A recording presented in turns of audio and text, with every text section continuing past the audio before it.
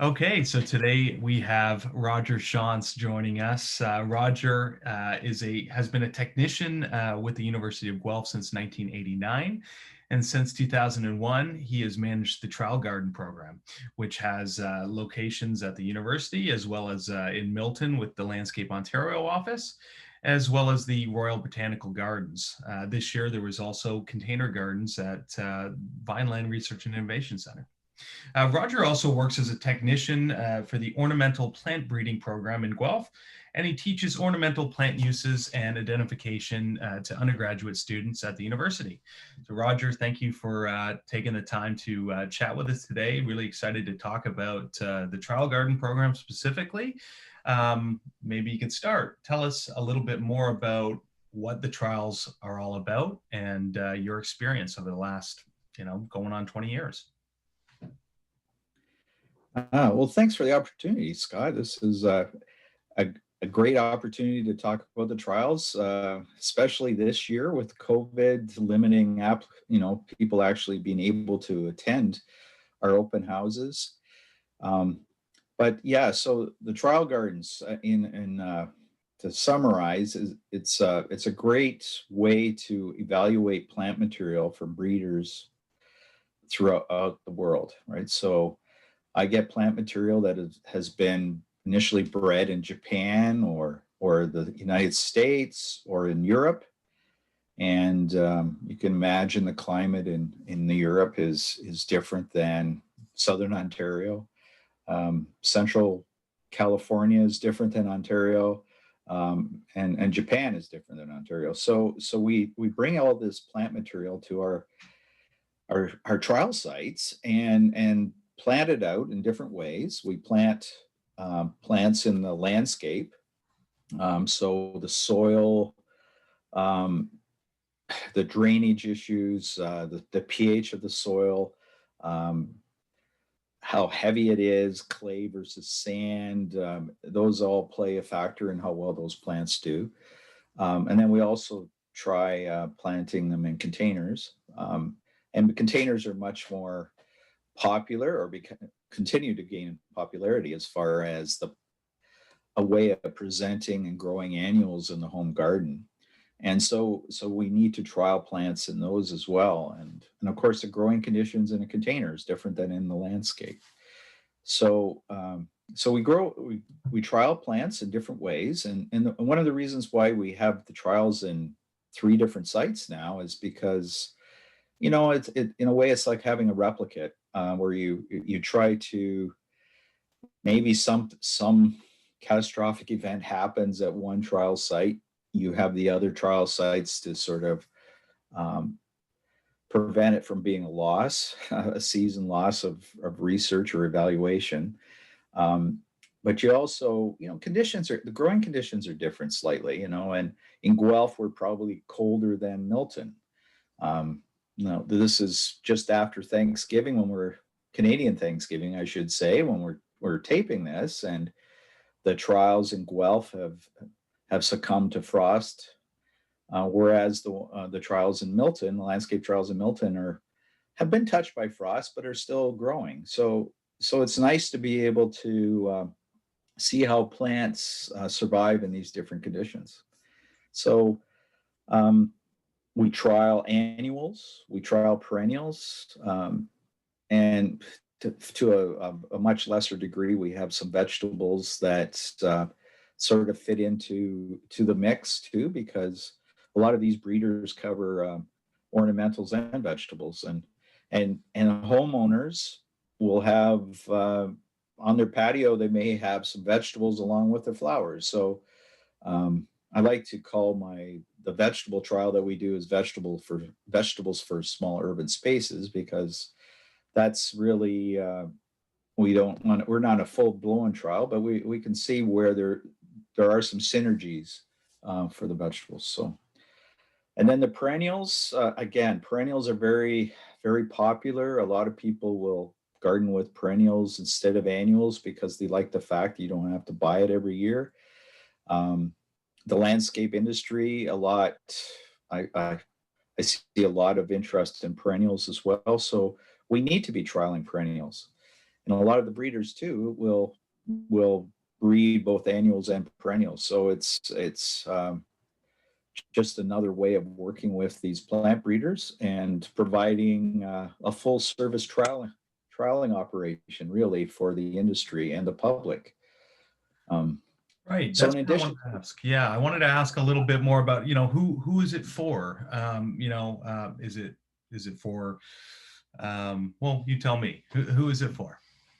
yeah. The trials in So so that's right. Like the people who benefit from the trials, in addition to doing some screening for the breeders, they know the breeders will be able to use this trialing program to see if Southern Ontario is a great place to market a certain plant. Um, so if it does really well in California but does really poorly in Ontario, then they may say, hey, we're not going to waste any money or promoting that plant in Southern Ontario. So the breeders benefit that way. The landscape industry has a chance to see these plants growing out in a number of different ways. So, I know that people in the industry are going to be growing containers as well as planting annuals and perennials in the landscape. So, to see how these plants actually, in addition to performance, also combine with other things. So, I like to think of our landscape gardens at the Landscape Ontario office as being ideas gardens. And so you have landscapers, you have members of we also have visits from the parks departments of the municipalities to see how these plants actually combine. So what colors go together, what textures go together. We do provide some ideas and demonstrations on some of those combinations. So that group benefits. Um, the trial gardens are also a way of like marketing, I guess, um, giving the industry a year advance notice on, yeah, this is going to be coming next year. How does this, so the garden centers potentially could benefit from the trials and saying, yeah, those are great things. We need to have them on our benches for next year for the public.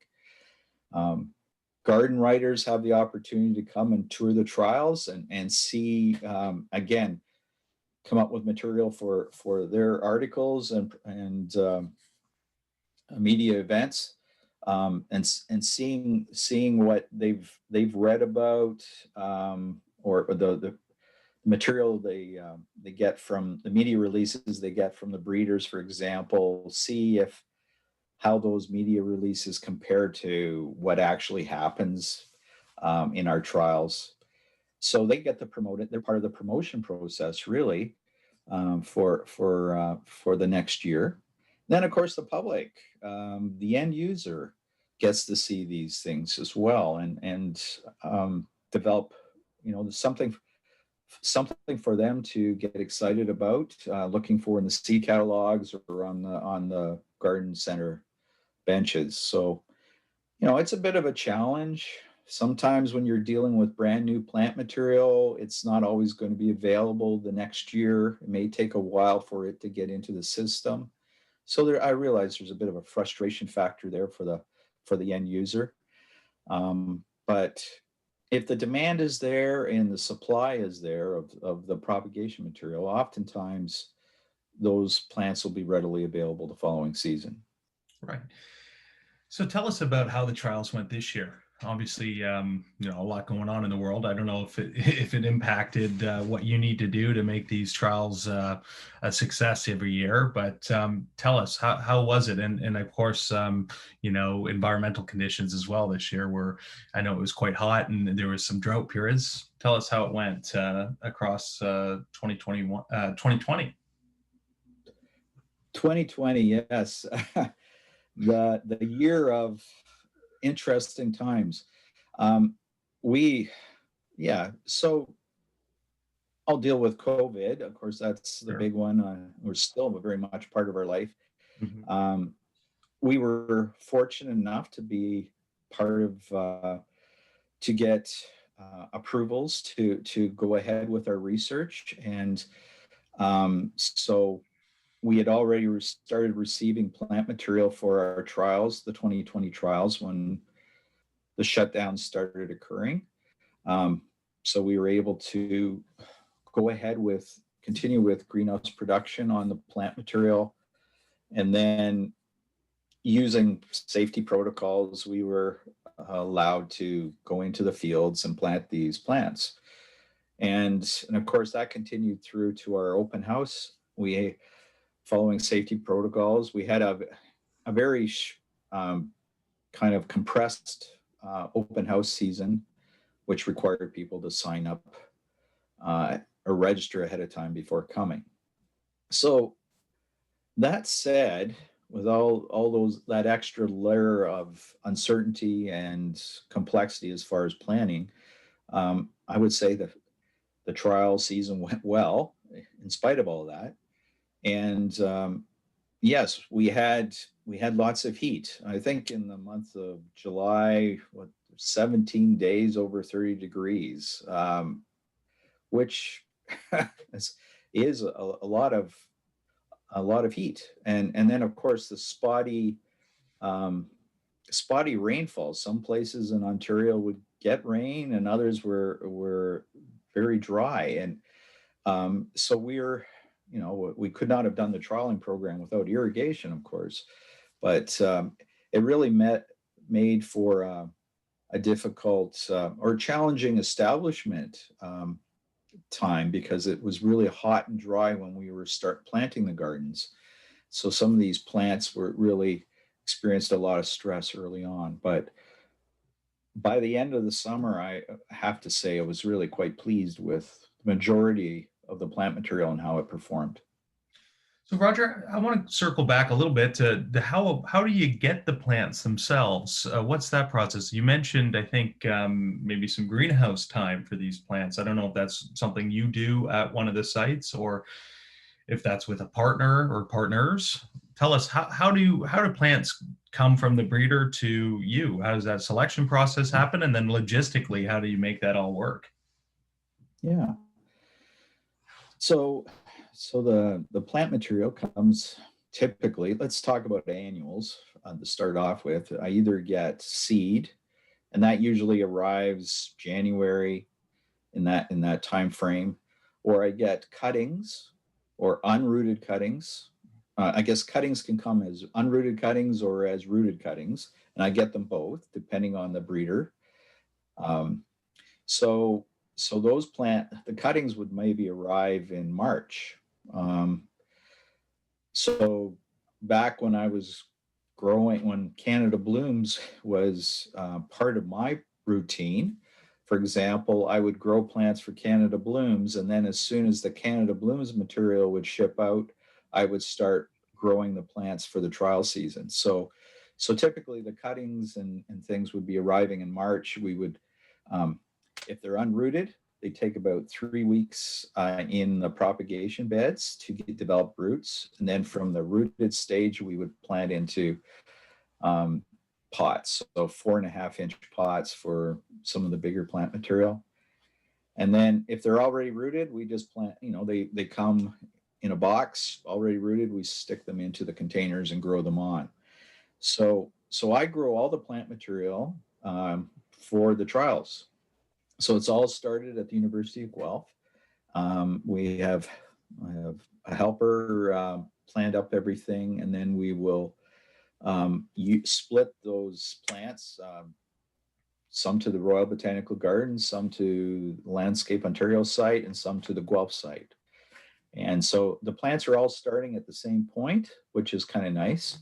And then they're growing on, and then that diverges, or we diverge the planting environments after that. So once you get to the different trial sites, the water quality is slightly different, and then that's where the individual locations, the environment and those locations come into play.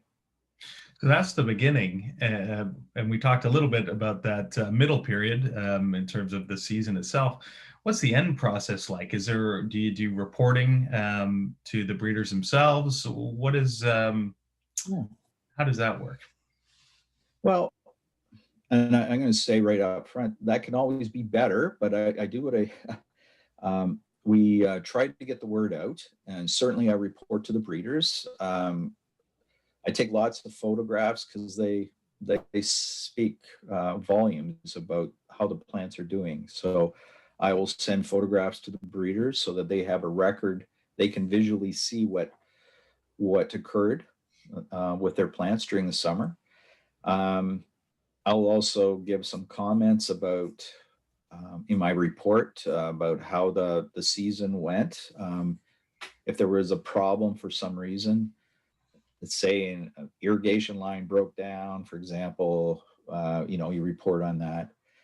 Um, and then how, sometimes we come up with numerical ratings and how well those plants did, so that we try to, I'll look at a plant and assign it, a scale of 1 to 5. Maybe it was a 3, maybe it was a 4, and you do those repeatedly through the season. And then we communicate the results. Now, I try to communicate. There isn't a formal report I give out to the public, and maybe, like I say, that's maybe something that, with time, I can do that. It's just a matter of having the time to do some of these things. But I do write articles for trade magazines. Um, you mentioned before in the introduction that maybe I'll give talks to the public, to um, Canada Blooms when we had that opportunity. Um, we would, I try to communicate some of the highlights of the trial gardens. And so when people come to visit the trial gardens, I had them voting on their favorites. So I like to communicate to the industry and the public what the favorite plants were from those visits. But I also have my own favorites because I see the plants over the course of the season, I sort of develop a different relationship with those plants than the public coming on one day would. Sure. And so I may be able to communicate that as well. So I'd love to ask you about that. That's actually a good segue in terms of this year. Were there any standouts, anything that sort of jumped out to you that you could tell us a little bit about? yeah, sure. I guess it's hard to just limit it to a handful, but I'm going to try because of time. And we have, because we had so much heat, the downside to, that would make it tough for establishment, but the upside of that is that we have the plants who love heat did very, very well.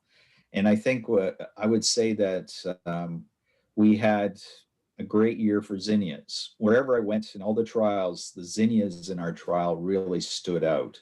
And of course, they just love that heat. And one series, the Precosia Zinnias series, was quite amazing. Like a whole rainbow of colors, ranging from all the reds, shades of red, pinks, yellows, to white. It was really quite gorgeous. And this is just a short little, uh, well, about 30 centimeters, I guess, high zinnia, but with a very large head, and it really was dramatically colorful for the summer. And when you plant a large mass planting of zinnias and they all do well, it's quite dramatic. Um, another plant that it maybe is quite exceptional. I think it's unique. Is a new petunia from Ball. It's called Bee's Knees, and these breeders do have fun with their naming of They plants. do. Yeah. But and we could talk about that further. But with this Bee's Knees petunia, it's a very unique yellow, and I think that was one of the characteristics that really stood out.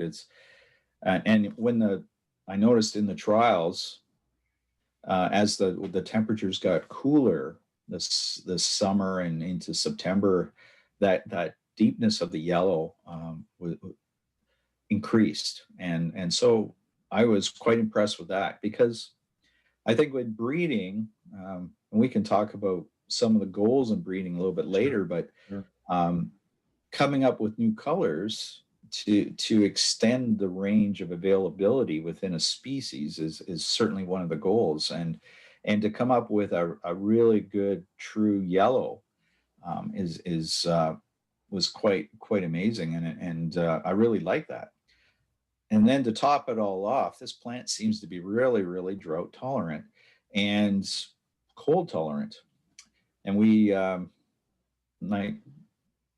like late in the season, sometimes petunias start to fade and they get diseased because of, we get a lot of moist conditions, heavy dews, and stuff like that. And I found this plant standing up very well to that.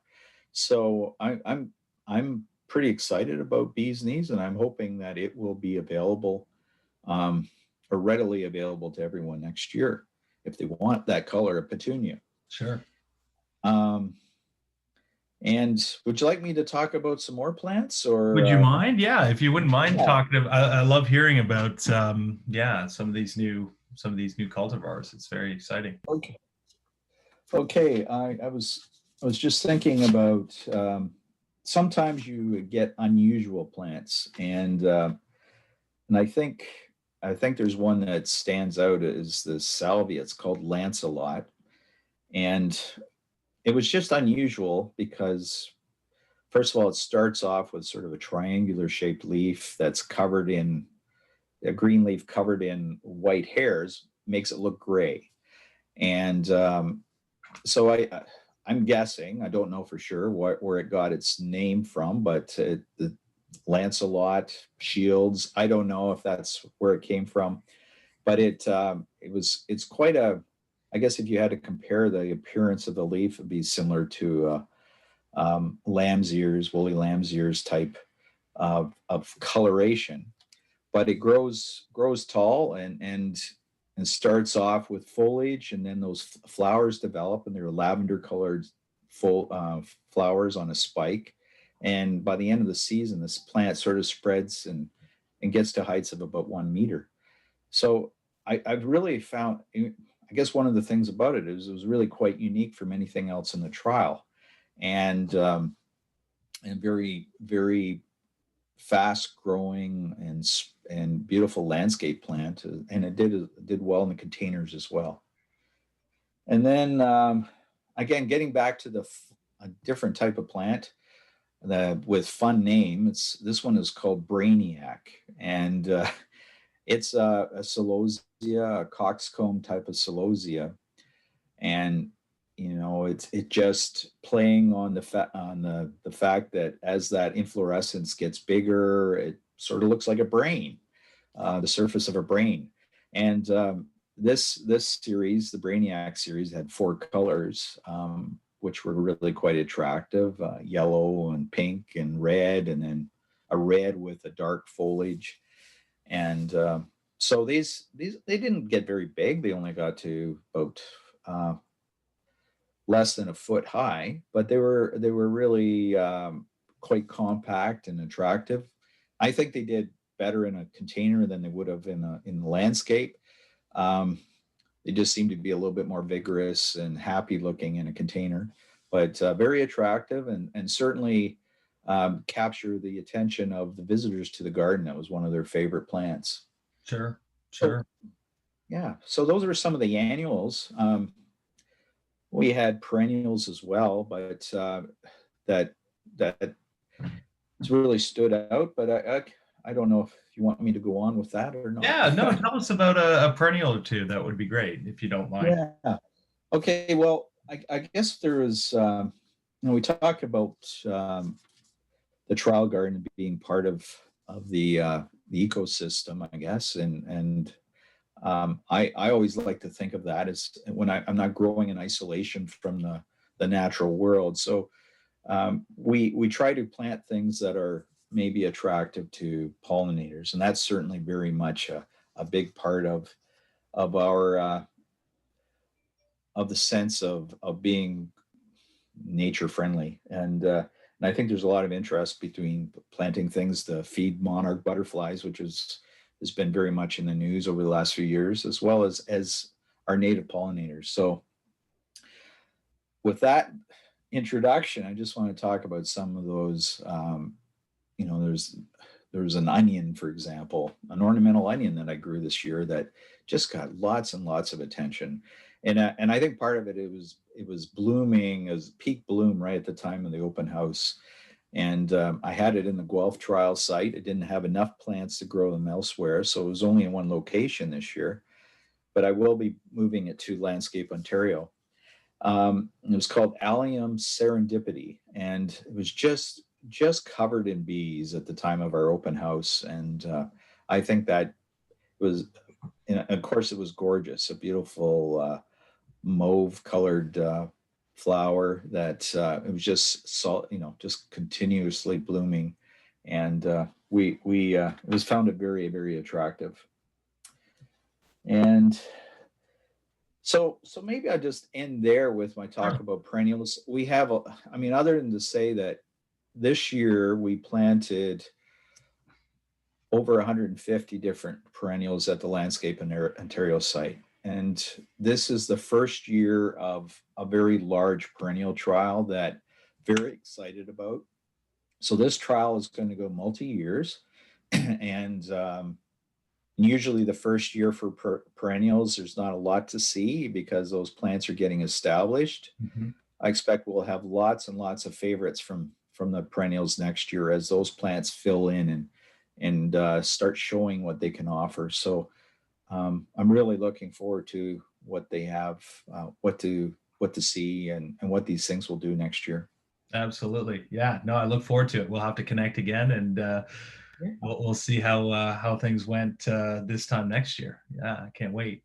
Um, as a last thing, I want to move into a little bit about the breeding part of your interests, and talk a little bit about.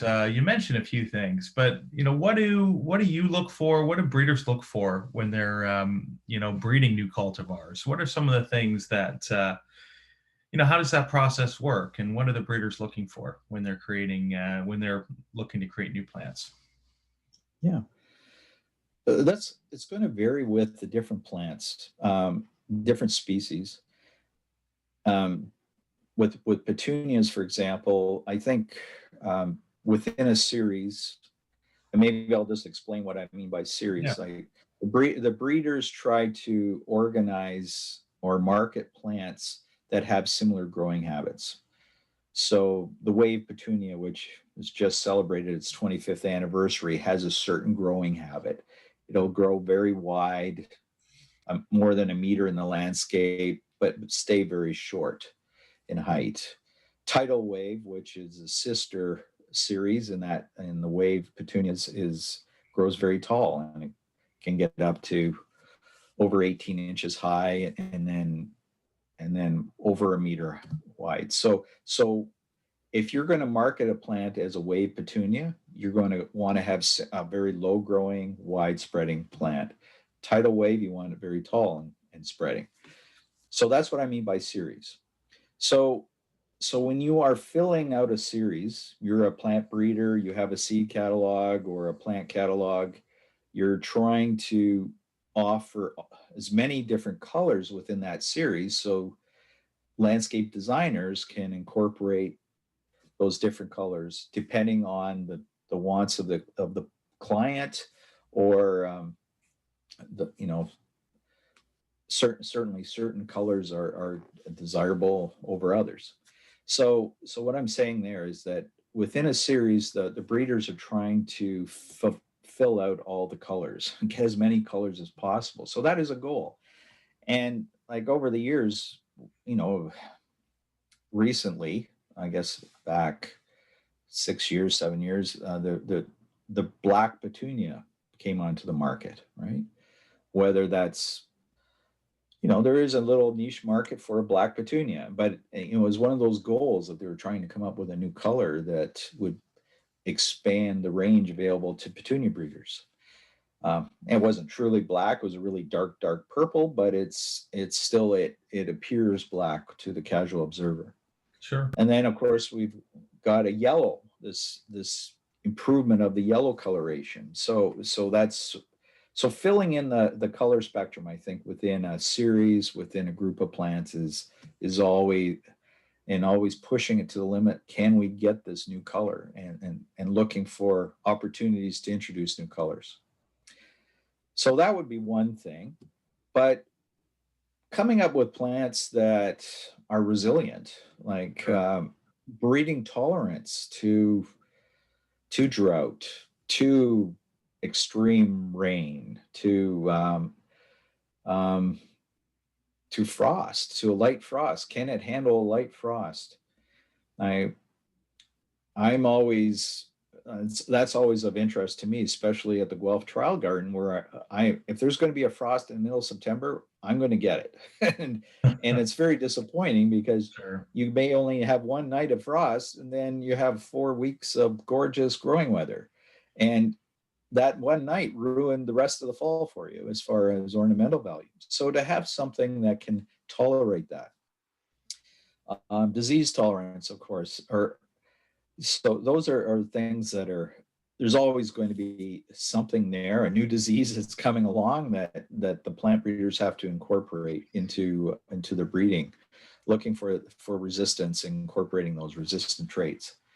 And most recently, I guess the biggest success story was with the impatiens, garden impatiens, and having two breeders come out with resistant garden impatiens, or resistant to the disease in patient's downy mildew. And Right. to have those plants coming out now, basically allowing it was, when the disease happened, um, 7, 8 years ago, again, when when essentially shut down the impatiens industry, and that was a large industry in Ontario. And those were the plants that were really desirable for shady areas in our yards. And then to suddenly lose that, and try to replace it with other species that maybe didn't grow quite as fast, or were more expensive to propagate and grow.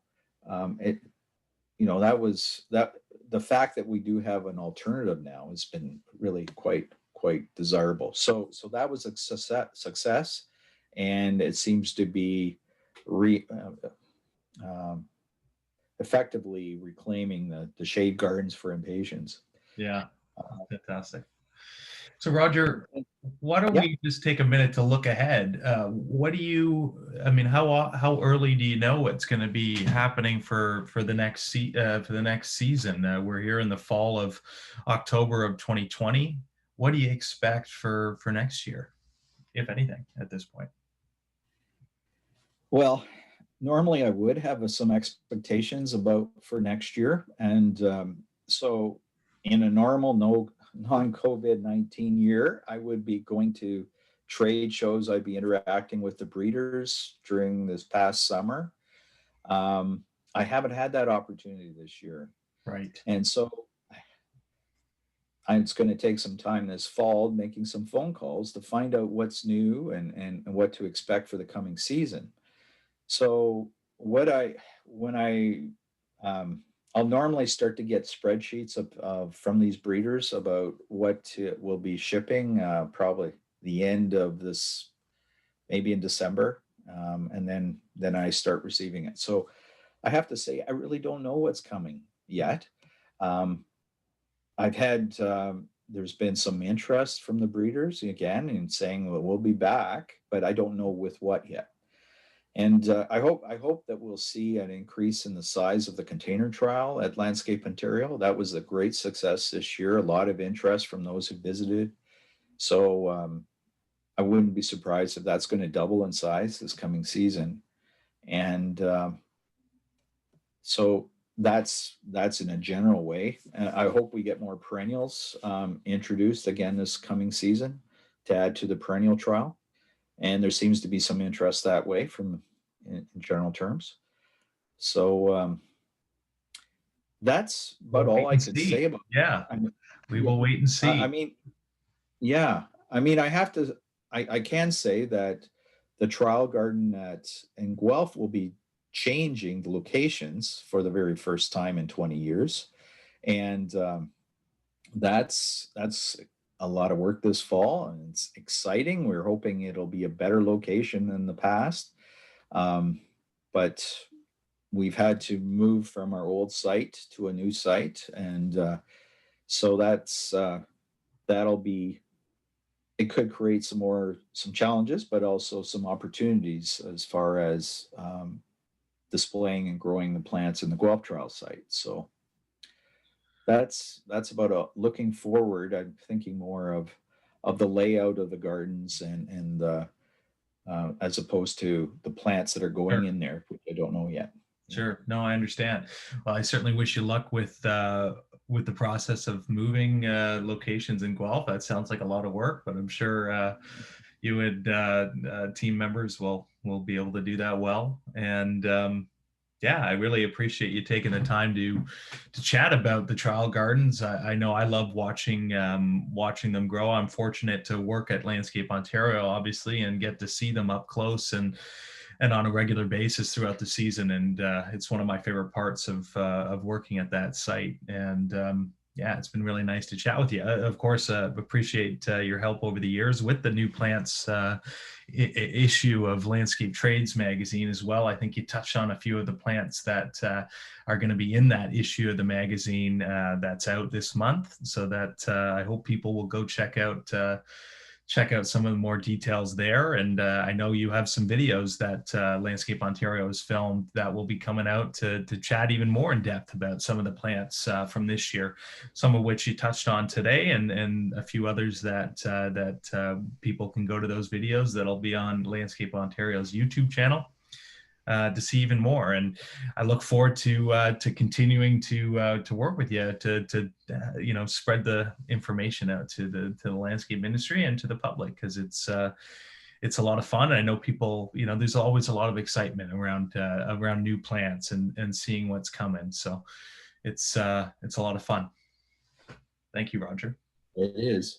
Yeah. Thanks a lot, Scott, for having me today. Great. All right. We'll leave it there. Thank you very much. Okay.